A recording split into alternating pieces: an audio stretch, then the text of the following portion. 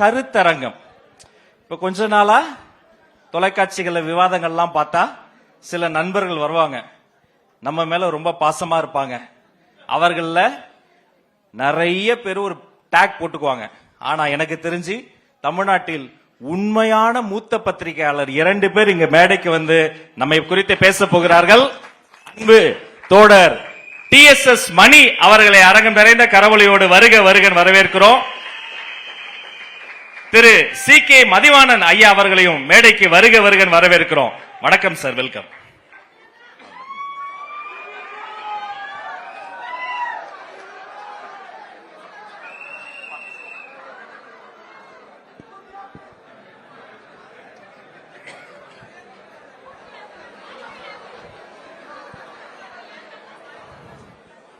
நாடறிந்த நல்ல அரசியல் விமர்சகர் CK மதிவாணன் சார்.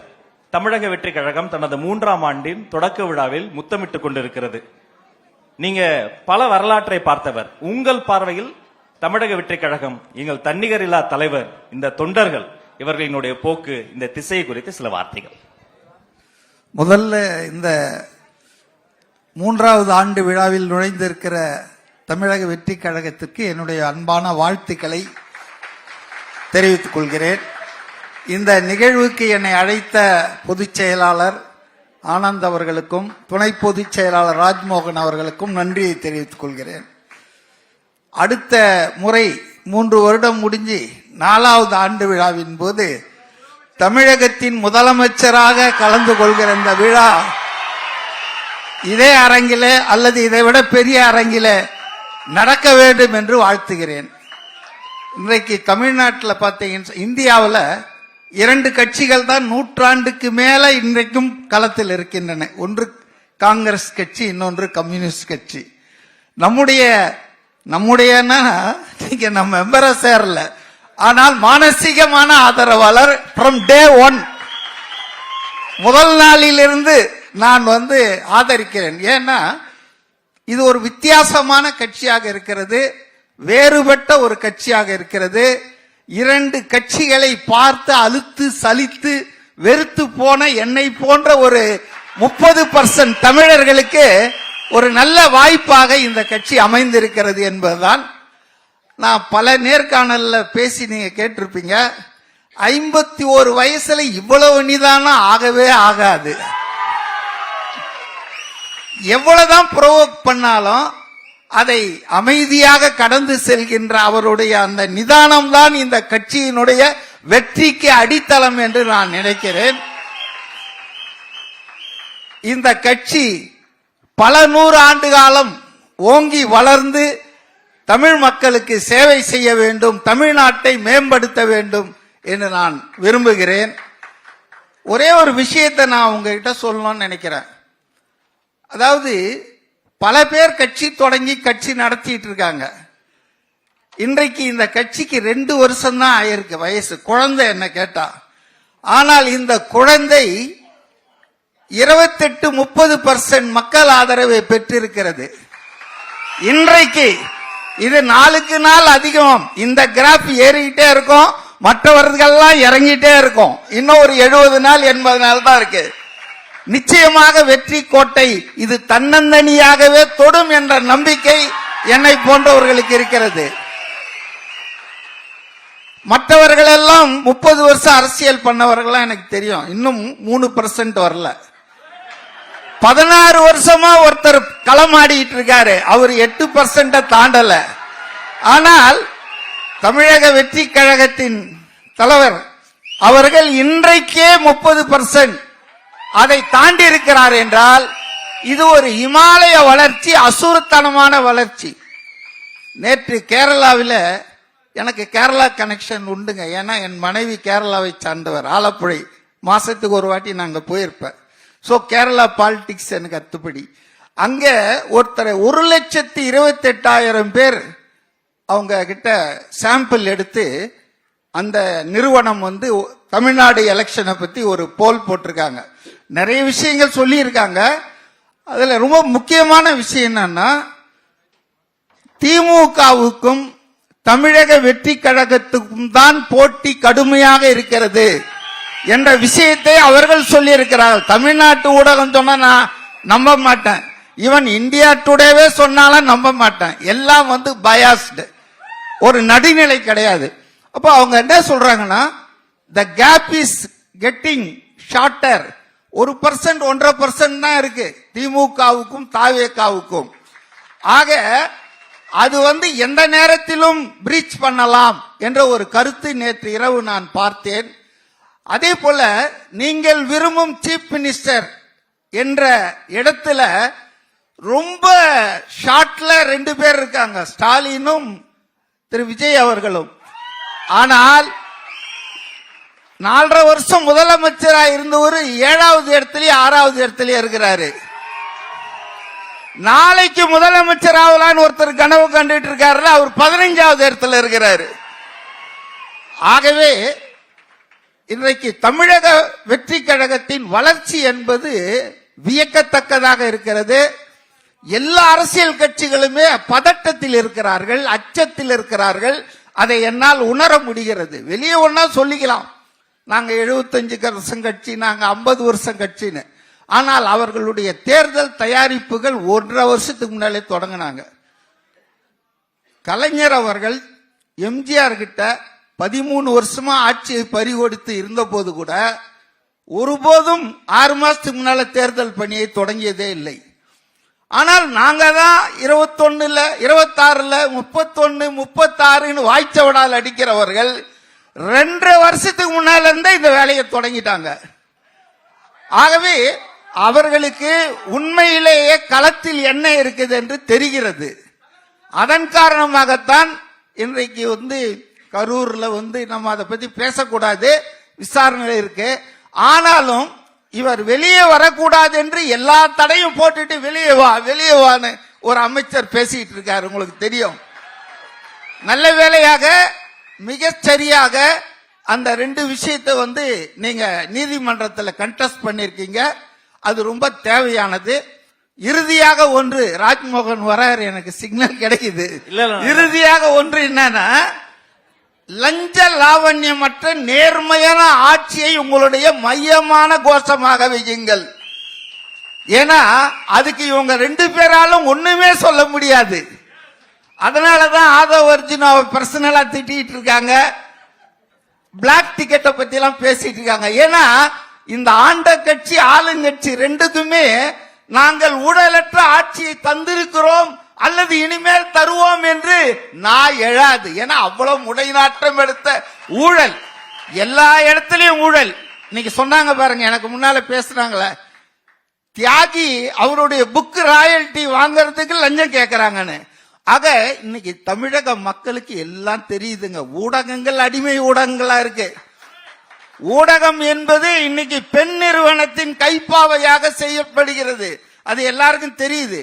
அதனாலதான் சமூக ஊடகங்கள் இன்னைக்கு பவர்ஃபுல்லா இருக்கு. எல்லாருமே பார்த்துட்டு இருக்காங்க, ஹவுஸ் ஒய்ஃப்ல இருந்து ஸ்டூடெண்ட்ல இருந்து ஃபர்ஸ்ட் டைம் ஓட்டர் எல்லாருமே பார்த்துட்டு இருக்காங்க. எல்லாருக்கும் நாட்டு நடப்பு தெரியுது. அதனால நீங்க நிறைய பேசுங்க, செய்யுங்க. ஆனா உங்களுடைய போக்கல் பாயிண்ட்ஸ், மைய புள்ளி என்னவா இருக்குன்னா, 2 பேருமே அலறக்கூடியது, பதில் சொல்ல முடியாதது, லஞ்ச லாவண்யமற்ற நியாயமான நேர்மையான ஆட்சியை தருவோம் என்பதை உங்க மைய புள்ளியா வச்சீங்கன்னு சொன்னா ரொம்ப நல்லா இருக்கும்னு நான் நினைக்கிறேன். நன்றி நன்றி. ஒரு நல்ல கரவுளை கொடுத்துடலாம். வயதில் மூத்தவர், அறிவியல் ஞானி, அரசியல் ஞானி. எனக்கு TSS மணி ஐயா கிட்ட ஆச்சரியமான விஷயம்னா, நாம அவர் கூட எந்த தொடர்பும் இல்ல. சின்ன வயசுல இருந்து புத்தக கண்காட்சிகள் ஐயா பேசுவதை பார்த்து வளர்ந்தவர்கள நாமளும் ஒருத்தங்க. குக்கிராமங்களில் கூட ஒரு கொடி பறக்கிறது, அந்த ஒரு கொடி தமிழக வெற்றி கழகத்தின் கொடி என்று சுட்டி காட்டியவர். இப்படி இந்த தமிழக வெற்றி கழகம் உண்மையிலே கிராமங்கள்லாம் நீங்க பாத்தீங்களா? ஏன் அப்படி சொன்னீங்க? நீங்க ஒரு நடுநிலையாளர், எந்த கட்சி சார்பில் எனக்கு நல்லா தெரியும். அந்த கூற்று என்ன காரணம்? உங்களுடைய பார்வை எப்படி இருக்கு? சில வார்த்தைகள்.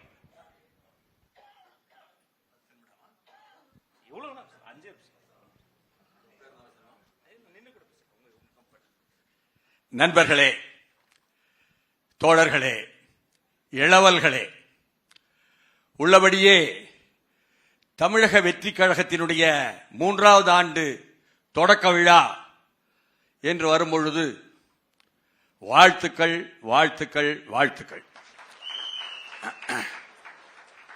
என்னன்னு சொன்னா டாமினேட்டிங் ட்ரெண்ட்னு ஒரு ட்ரெண்ட் இருக்கு, ஆதிக்கம் செலுத்தும் போக்கு. தேர்தல் அரசியல் களத்திலும் அப்படி உண்டு. டெவலப்பிங் ட்ரெண்ட் என்று ஒன்று இருக்கிறது, வளர்ந்து வரும் போக்கு. அந்த வளர்ந்து வரும் போக்கு தான் எதிர்காலம் என்பதற்கு நீங்கள் தான் சாட்சியாக இருக்கிறீர்கள். எப்பவுமே நான் கட்சி சார்பற்றவன், தேர்தல் பாதையில் வந்தவனும் அல்ல. அப்படி இருக்கும் பொழுது கிராமங்களை பற்றி கேட்டார் ராஜ்மோகன்.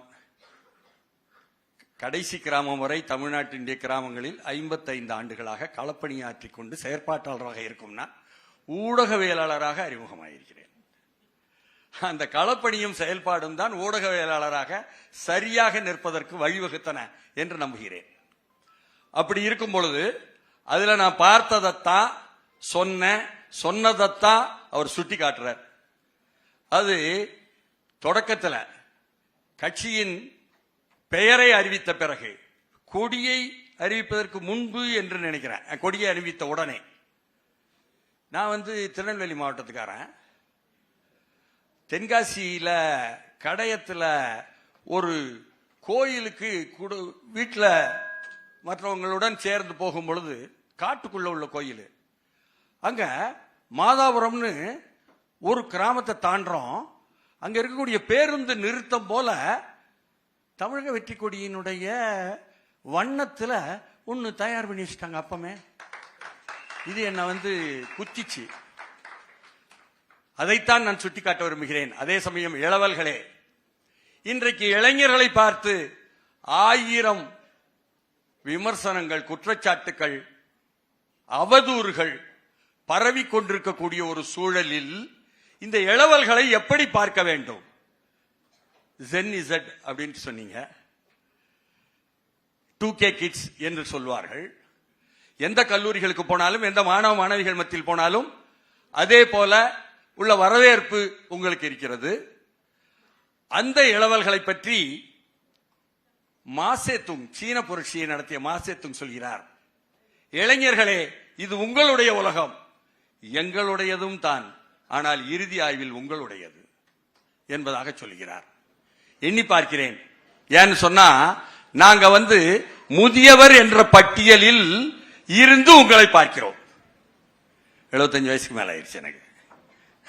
அதிர்ச்சியா இருக்கா?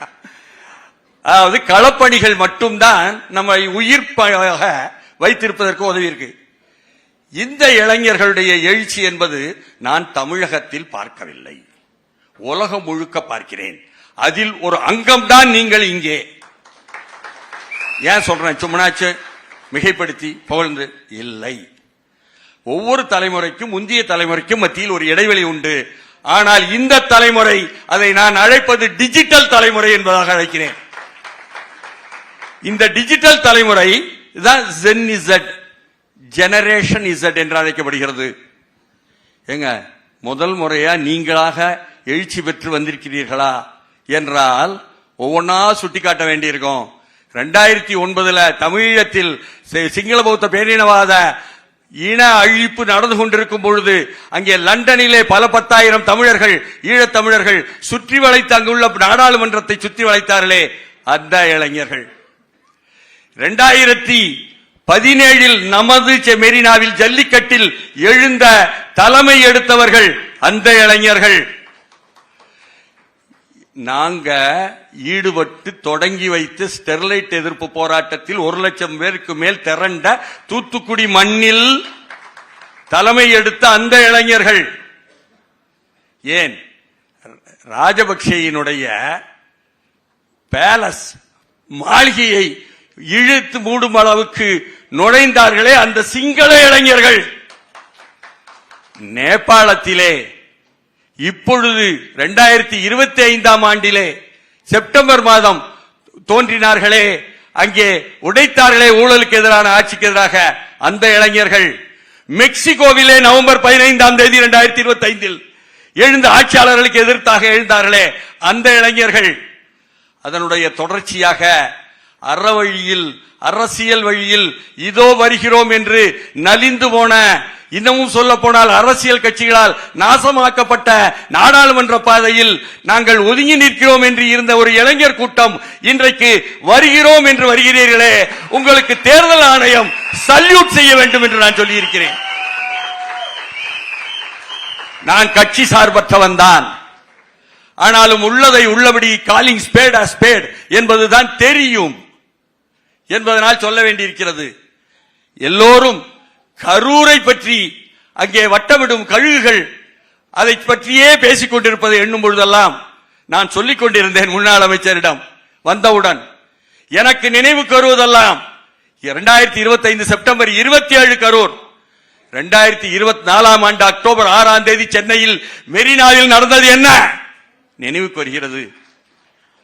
அங்கே சாகச காட்சி, விமான சாகச காட்சி நடத்த போகிறோம் என்று சொல்லிவிட்டு அதை பார்ப்பதற்காக இந்திய ஒன்றிய அரசினுடைய அந்த ஒரு விமானப்படையினுடைய சாகசத்தை பார்ப்பதற்காக அழைத்தீர்களே, வந்தார்களே, அரச மன்னர்களும் மன்னர் குடும்பத்தாரும் வந்து அமர்ந்தார்களே, அவர்களுக்கு பாதுகாப்பு காவல்துறையில் இருந்து கொடுக்கப்பட்டதே.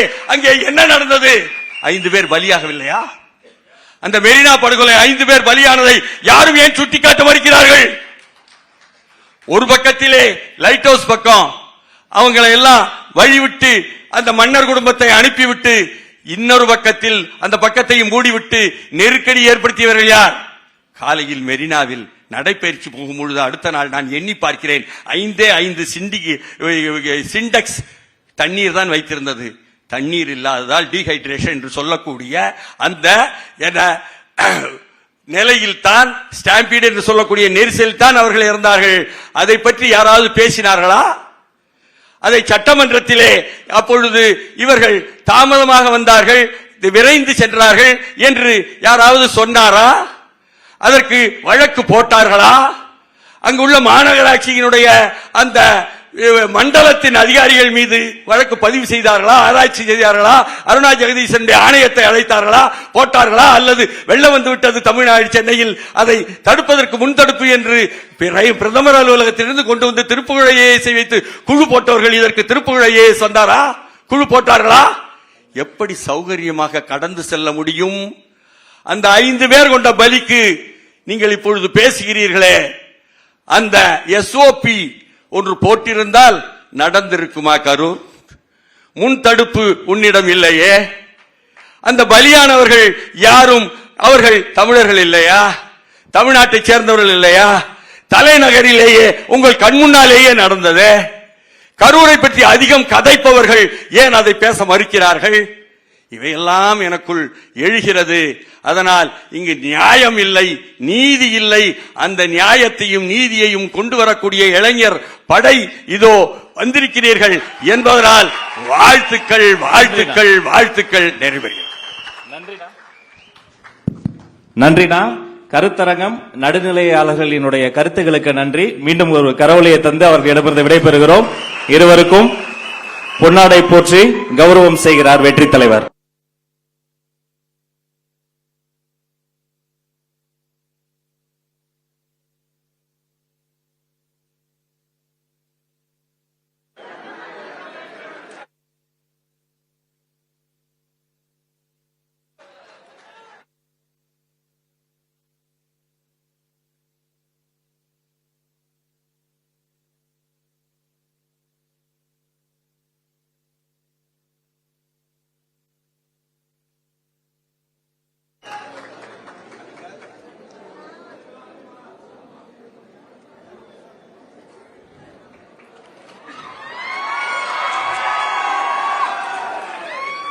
நன்றி, நன்றி, இருவருக்கும் நன்றி.